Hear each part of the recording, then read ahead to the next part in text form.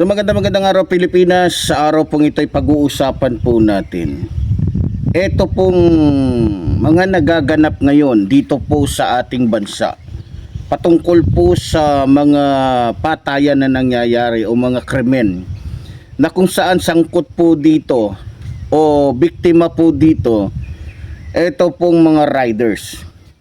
At maliban sa mga riders na ito na biktima ng mga hayop na tao o mga taong walang kaluluwa, meron pa pong ibang individual o mga personas na nabibiktima ng mga masasamang loob. Ngayon, yung pangyayari po ngayon sa ating bansa, tulad ng sinabi natin tungkol sa mga krimen, sinasamantala po ngayon ng mga DDS, lalong-lalo na po nitong mga taong merong personal na interes at merong galit sa ating Pangulo. Sinasamantala nila ito at gusto nilang sabihin na kaya nangyayari ito dahil sa weak leader ang ating Pangulo. Ngayon, gusto ko lang pong sabihin sa inyo mga kababayan at para maliwanagan po ang ating mga kababayan kung bakit nangyayari ito.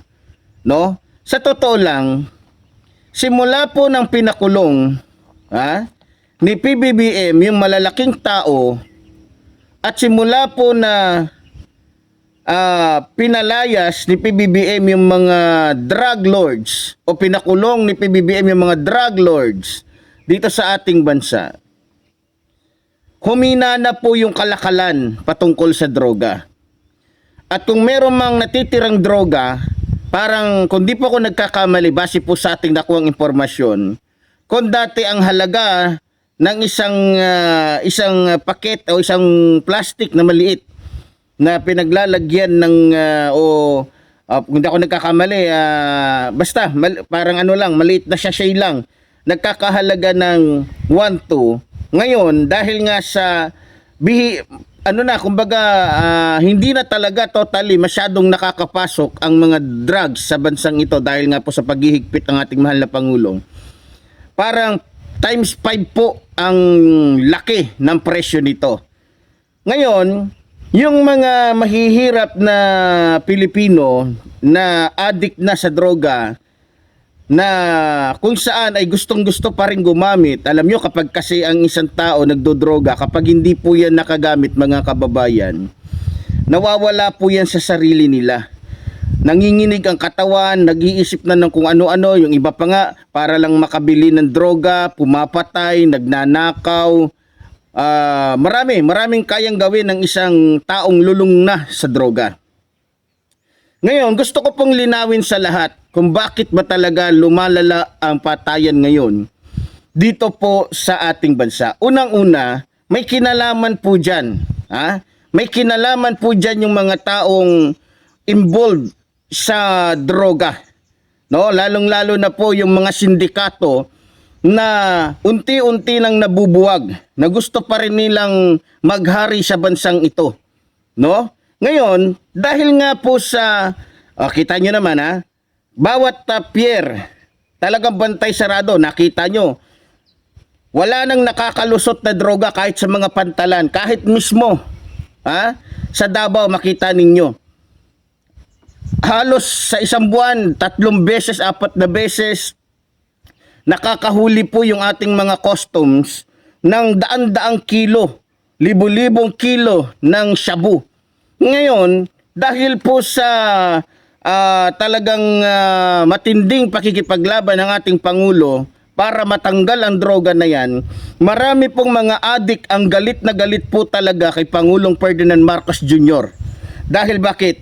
Kung dati, mabibili lang nila yung 1 gramo ng, halimbawa, mabibili lang nila yung 1 gramo ng 1-2, ngayon hindi na nila kaya. Kaya galit na galit ngayon itong mga addict na to plus yung mga malalaking tao na nasa likuran nila dahil hindi na po sila kumikita ng malaki. So sa madaling salita, para po malinawan ang lahat, nangyayari po ito. Kasi, kaya ko po nasabi, ito pong nahuli na ito, na tao na ito, itong personas na ito po ay lulun sa droga. Ito po ay lulun sa droga na kung saan po, mga minamahal ko mga kababayan, kaya po siya nakakagawa ng krimen para lamang po may pangtustos siya sa kanyang bisyo. Kitang-kita naman po sa itsura.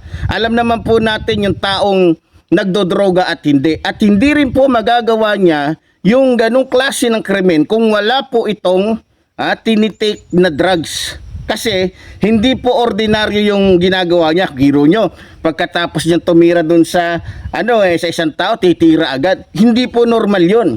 Yun po ay gawain lamang ng isang taong sabog na ang pag-iisip.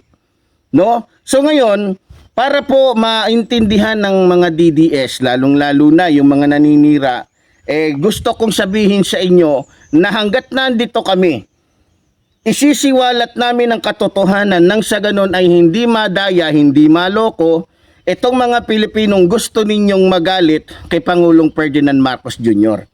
Ang katunayan, kaya po yung mga kriminal na yan ay naglalabasan ngayon, yung mga kriminal na yan po yung iba dyan, yan po ay binayaran. Base po sa aking impormasyon na nakita o nakuha, yung ibang mga tao dyan, yung ibang mga adik dyan na dati nang nakakulong, yung iba po dyan binayaran. Kumbaga sa kasi itong mga bilanggo na to dati na nakalaya na, mga adik, hindi naman po matatakot bumalik yan sa bilangguan. Bakit? Unang-una, may patakaran po kasi sa kulungan. Kapag ikaw ay dati nang nakakulong at meron ka ng tatak, halimbawa, sige-sige Sputnik ka, halimbawa, komando ka, yan. Pag ikaw ay nakulong muli, hindi ka na doon kawawa. Ano ka na doon, seniority ka na doon kasi dati ka na nga, kumbaga ang tawag nila dyan, balikbayan sa kulungan. Alam ng mga nakakulong yan. So ngayon, hindi sila matatakot na makulong kasi pagdating nila doon, hindi sila maglilinis, hindi sila magmamasahe, kain tulog pa rin ang trabaho nila. Plus, meron pa silang inaasahan na suporta.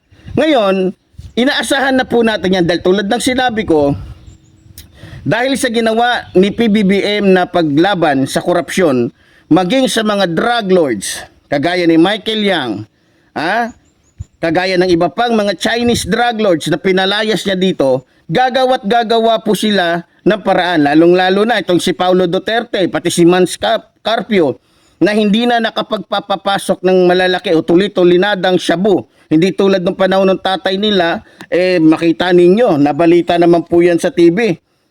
Daan-daan, libu-libong kilo ng shabu ang libre na nakakapasok, kasabwat itong si Michael Yang, maging itong si Paulo Duterte, maging itong si Mans Carpio, na asawa naman ni Vice President Sara Duterte.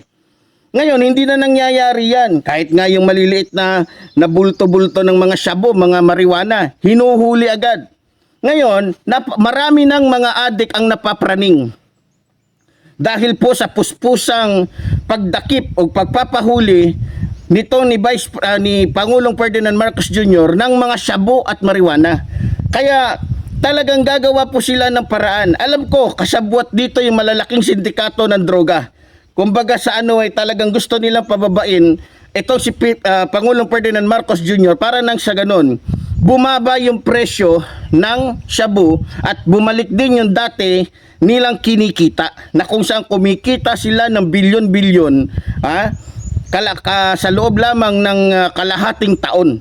At syempre, pabor yan sa mga Duterte dahil yan ang nagpayaman sa kanila. Kung maalala ninyo, kaya po nagkaroon ng bilyon-bilyon itong mga Duterte, lalong-lalo na si Paulo Duterte, dahil nakipagsabuatan po sila sa taong katulad po ni Michael Yang na natuklasan na isa palang drug lord na isiniwalat ni dating Colonel Asierto.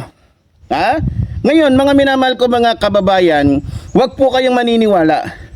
Ang dahilan kung bakit po dumadami ang krimen at bakit naglalabasan ngayon ng mga adik, dahil yung mga yan po ay dahil sila po ay praning na, dahil maraming mga adik na hindi na nakakabili ng shabu. Kaya para masira si PBBM, yan po ang kanilang strategy. Para nang sa ganon, may dahilan para pababain si Pangulong Ferdinand Marcos Jr. At ito lang ang masasabi ko din. Huwag po nating ibintang kay Pangulong Ferdinand Marcos Jr. o huwag nating isisi kay Pangulong Ferdinand Marcos Jr. kung may nangyayaring ganyan. Dahil wala naman po siyang inutos. Ha? At lalong hindi siya nag-uutos na mag-take sila ng shabu. At mas lalong hindi naman niya inutos na manaksak kayo ng rider dyan o kung sino-sino na lang. Ha? Kung tutuusin, kung sino man ang pinakawalang kwenta at talagang masasabi natin pinakahayop na presidente, si Rodrigo Roa Duterte na. Dahil, sabi niya, ligtas daw ang mga Pilipino. Paano magiging ligtas? Yung 8 years old, binaril ng mga pulis. Ligtas ba yun?